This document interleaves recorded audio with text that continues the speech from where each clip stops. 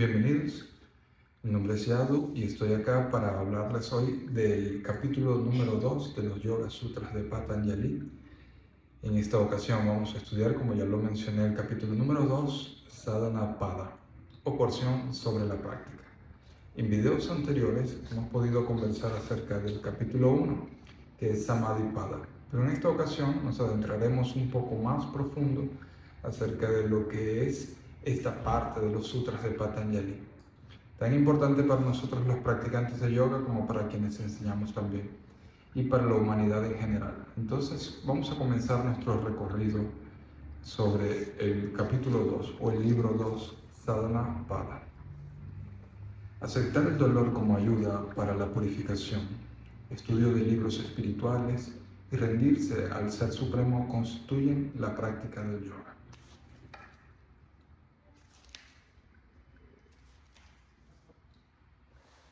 Ellos nos ayudan a reducir los obstáculos y lograr el samadhi. A lo largo de este capítulo, Patanjali va a mencionarnos algunos de los obstáculos que se presentan en lo que es el recorrido o la disciplina del yoga. Entonces ya nos explicó que estos elementos que acaba de mencionar son importantes porque nos ayudan a reducir los obstáculos y lograr la anhelada meta o el samadhi. Ignorancia, egoísmo, apego, odio y aferramiento a la vida corporal son los 5 obstáculos. También son llamados kleshas en sánscrito. Uno de ellos, y es el principal con el que nacemos, es el aferramiento a la vida corporal. Cualquier entidad viviente dentro de cierto estándar de normalidad tiene temor a la muerte y siente aferramiento a la vida. Es un instinto natural que tenemos. En los seres humanos está un poco más desarrollado, producto de que somos conscientes de cualquier peligro o cualquier riesgo que podamos tomar, en la mayoría de los casos. No así en los animales, pero sin embargo, en el reino animal también encontramos este aferramiento a la vida corporal como algo que está presente, muy presente. La ignorancia es el campo para los otros obstáculos mencionados. Después de este, tanto si están inactivos, debilitados, bloqueados o mantenidos. La ignorancia es el campo para los otros obstáculos. Entonces yacen allí. Estos obstáculos nacen a partir y en el campo de la ignorancia. Entonces es fácil de identificar este tipo de aversiones que encontramos en el proceso del yoga. Ignorancia. ¿Qué es ignorancia? Es una palabra además que Patanjali menciona a lo largo de los sutras. Ignorancia es referirse a lo impermanente como permanente, lo impuro como puro, lo doloroso como placentero y al no yo como el yo. En otras palabras, se nos menciona que ser ignorante o la ignorancia es referirse a lo impermanente como permanente. En este caso, a lo que no va a estar siempre presente y es lo material. En el campo de lo material no hay permanencia, y en el campo de lo espiritual hay permanencia. Siempre el alma es sempiterna, entonces siempre está presente. Creer que el cuerpo es lo permanente y creer que el alma no lo es el error que nos está mencionando acá Patanjali. Egoísmo es la identificación, por así decirlo, del poder del que ve, Purusha, con el instrumento para ver, el cuerpo y la mente. Creer que somos el cuerpo y somos la mente es un error de identificación. Esto es denominado también egoísmo. Es un concepto un poco más yogi de lo que es el egoísmo. Apego es aquello que sigue la identificación con experiencias placenteras. Aversión es aquello que sigue la identificación con experiencias dolorosas. Aferrarse a la vida, afectado por su propia fuerza, existe incluso en el sabio. Entonces, este aferramiento a la vida corporal no es algo de lo que podemos librarnos tan fácilmente. Esto está presente incluso en el sabio. Es incluso hasta considerado por algunos especialistas de la ciencia como algo necesario para obtener cierto grado de realización también, cierto grado de felicidad. Hay que estar muy conscientes del valor que tiene esta vida corporal, esta vida que hemos asumido, en este caso como seres humanos, poseedores de conciencia. Es una gran herramienta en, como dice el Bhagavad Gita, este raro nacimiento humano.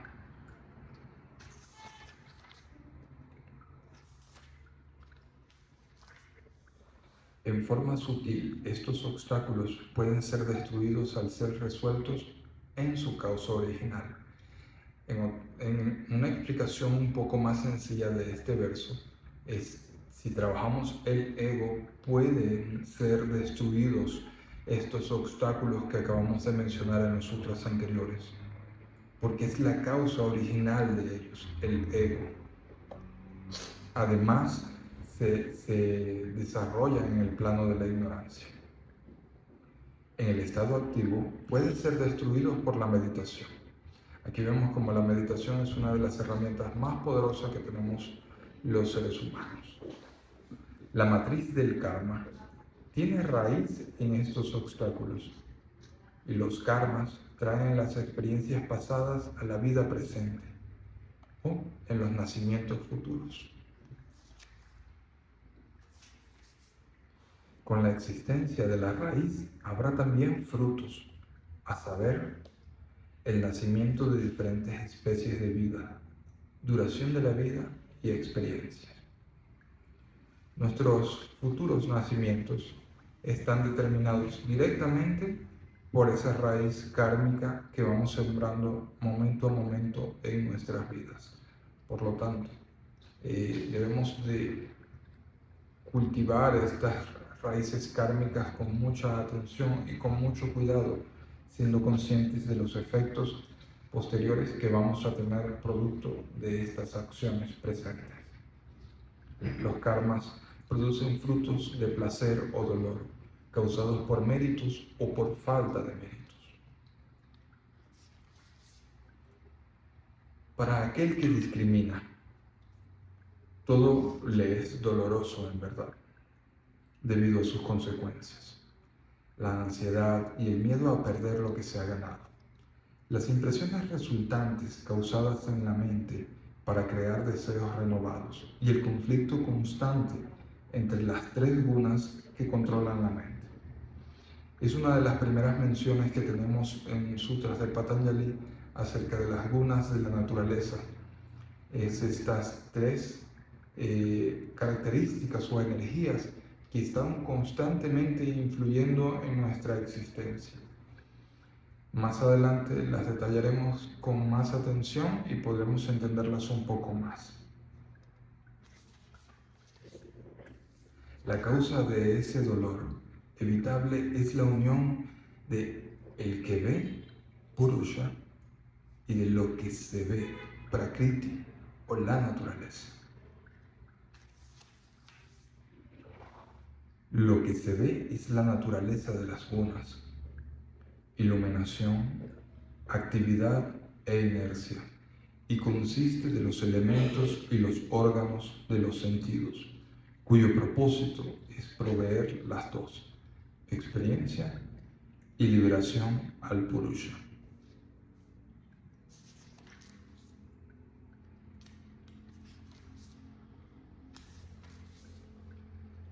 Los niveles de las gunas son varios y son los siguientes: específico, inespecífico, definido e indefinible. El vidente no es más que el poder de ver, el cual, aunque puro, parece ver a través de la mente. Y hay varios ejemplos en los sutras de Patanjali mediante los cuales podemos ver este ejemplo de mejor manera y una manera más gráfica. vemos a través de la mente y la mente está tinturada producto del influjo de las gunas de la naturaleza. Entonces, dependiendo de cuál sea la cantidad de energías de estas tres gunas que tengamos o de las cuales nuestra mente se alimente, vamos a ver una realidad u otra. Lo que se ve existe solo por el bien del vidente. Esto es importante y que no se nos olvide a lo largo del estudio del yoga. Lo que se ve existe solo por el bien del vidente. Este es el Sutra 21 del libro 2, Sutras de Patanjali. Aunque destruido por aquel que ha obtenido la liberación, esto sigue siendo para otros común para ellos. Es decir, y en este punto me gusta siempre explicarle a mis estudiantes, lo que sucede en tu proceso personal es tuyo, es de cada uno de nosotros. El proceso es individual y no por una realización o un estado de avance intelectual, espiritual, significa que tus allegados van a avanzar también en ese camino. Esto es muy importante porque es diferente el proceso de cada uno de nosotros y a la vez muy parecido. Dentro de la sala de yoga me gusta decirle a los estudiantes, esto es una práctica individual acompañada. Entonces estoy guiando la clase, estoy dictando la meditación o impartiendo una serie de asanas, pero el proceso individual en cada una de las mentes de mis estudiantes es individual. No hay mente colectiva en este caso. La unión de poseedor y poseído, es decir, Purusha y Prakriti, causa el reconocimiento de la naturaleza y los poderes de ellos dos. La causa de esta unión es la ignorancia. Creer que son la misma cosa, Purusha y Prakriti, es uno de los errores principales, y esto lo podemos llamar identificación corporal. Es una de las primeras lecciones que nos da Bhagavad Gita, la filosofía Samkhya y ahora Yoga Sutras de Patanjali. Sin esta ignorancia no ocurre tal unión. Esta es la independencia del vidente. Discernimiento discriminativo ininterrumpido es el método para su eliminación. Discernimiento discriminativo ininterrumpido, es decir, una práctica constante de discernimiento discriminativa. Es el método para la eliminación de la ignorancia. Su sabiduría en el estado final tiene 7 aspectos. Deseo de no saber más. Deseo de alejarse de todo. Deseo de ganar nada de nuevo. Deseo de hacer nada. Aflicción, miedo e ilusión.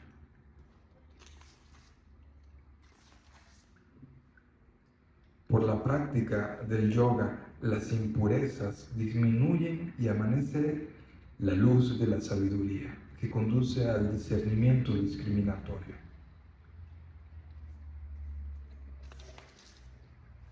Las 8 ramas del yoga son las siguientes: yama, abstinencias; niyama, observaciones; asana, postura fuerte y firme;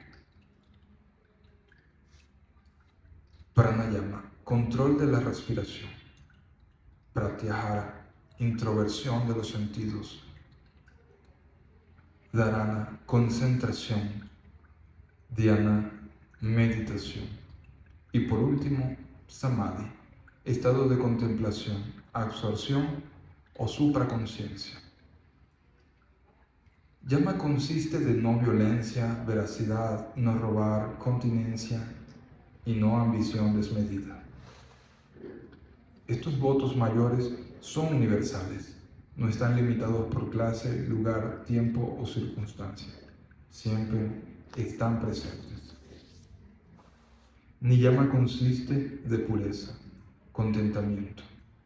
aceptar pero no causar dolor, estudio de libros espirituales y amor o entrega a un ser superior.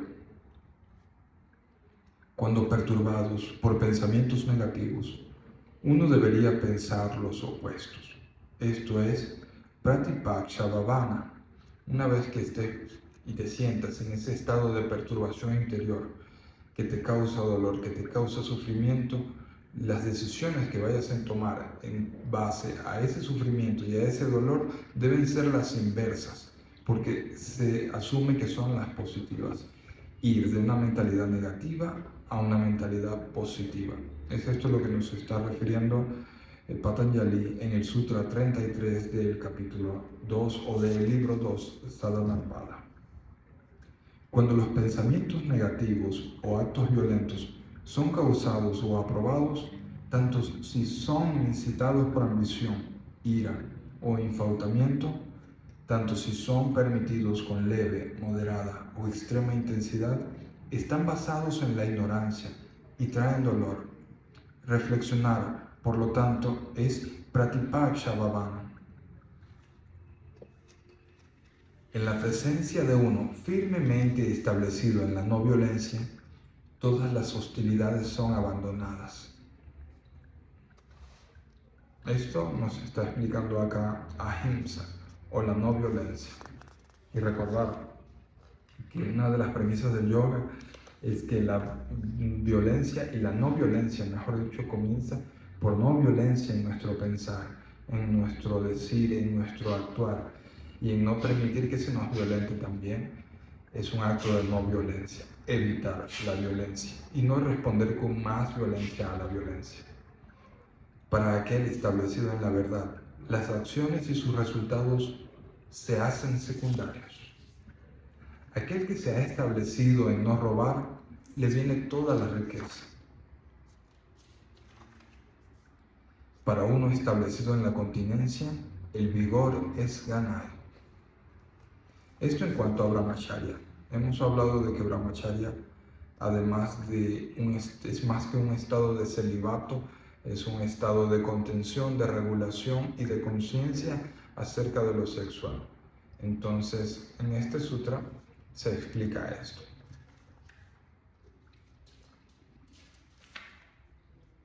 Cuando la no ambición se confirma, llega una iluminación minuciosa sobre el cómo y el porqué del nacimiento. Por la purificación se produce desagrado por el propio cuerpo y por el contacto con otros cuerpos. Esto es un concepto de purificación incluso acerca de lo que escuchamos, de lo que decimos. Por la misma purificación de nuestro verbo, vamos a querer que se purifique así nuestro oído. Por lo tanto, vamos a saber apreciar palabras sabias y amables y vamos a rechazar ese rechazo que está y ese desagrado que está mencionando el sutra acerca de palabras que no sean de esta manera. Vamos a inmediatamente a quererlas evitar. Además, uno gana pureza de sattva, alegría de mente, intención enfocada, dominio de los sentidos y actitud para la autorrealización. Por el contentamiento se gana la alegría suprema. Santosha es un estado de contentura, de contentación, es un estado de una alegría natural, ser realmente conscientes de lo afortunados que somos al despertar un día más, al irnos a la cama un día más, al poder apreciar las pequeñas, grandes cosas de la vida, al poder disfrutar de la naturaleza, simplemente ver el sol libremente. Entonces, un estado de contentura superior, una forma de ser que se le recomienda al practicante de yoga. Por la austeridad, las impurezas del cuerpo y los sentidos son destruidos y se adquieren poderes ocultos. Las austeridades dentro de sutras de Patanjali son llamadas tapas, que es ese estado de poder realizar conscientemente un ayuno, poderse privar de ciertas cosas con una finalidad superior y con una conciencia yógica Por el estudio de libros espirituales entramos en comunión con la deidad elegida.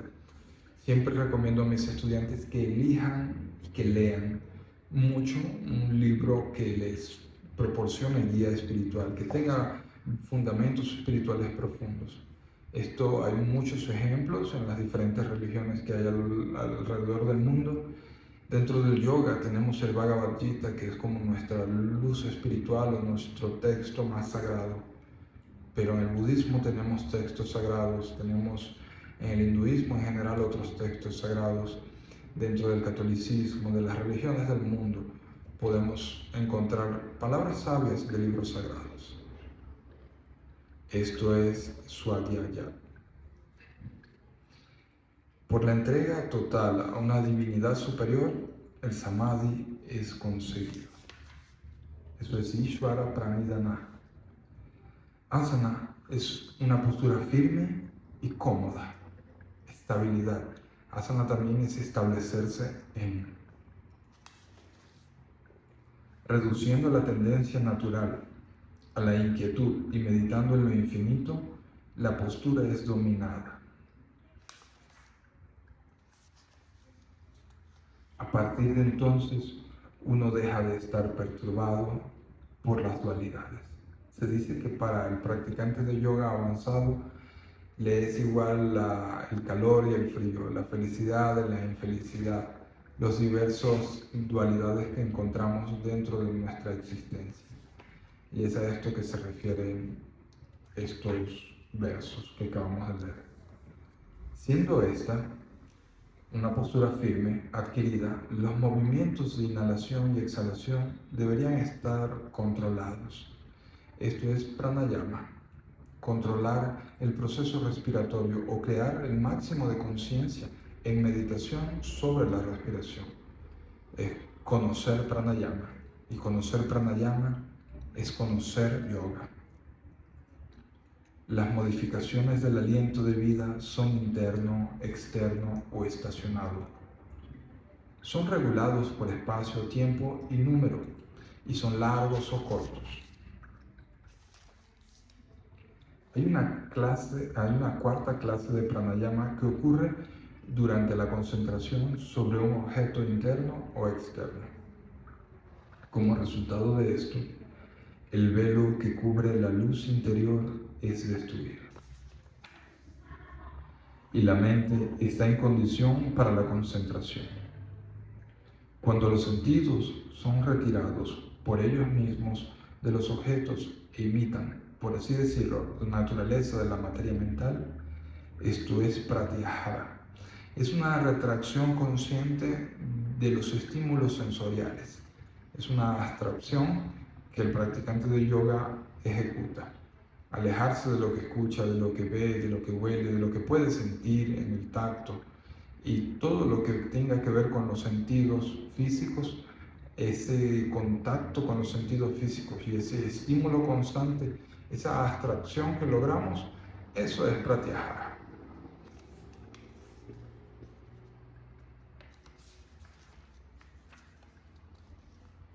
Entonces, sigue el dominio supremo sobre los sentidos. Así finalizamos esta lectura del capítulo 2 o del libro 2 de los Yoga Sutras de Patanjali. Fíjense que hemos llegado hasta el control o la retracción de los sentidos. Más adelante Patanjali va a empezar a explicar lo que es concentración, meditación y el samadhi. Y este es el proceso natural en el que estudiamos el yoga. Por lo general estudiamos las 5 primeras fases del yoga, las practicamos a diario: yama, niyama, pranayama, asana, pratyahara. Y luego esta práctica constante nos va a ir llevando a dharana, dhyana y samadhi, concentración, meditación y estado de contemplación o absorción final. Espero que esta charla haya sido de su agrado.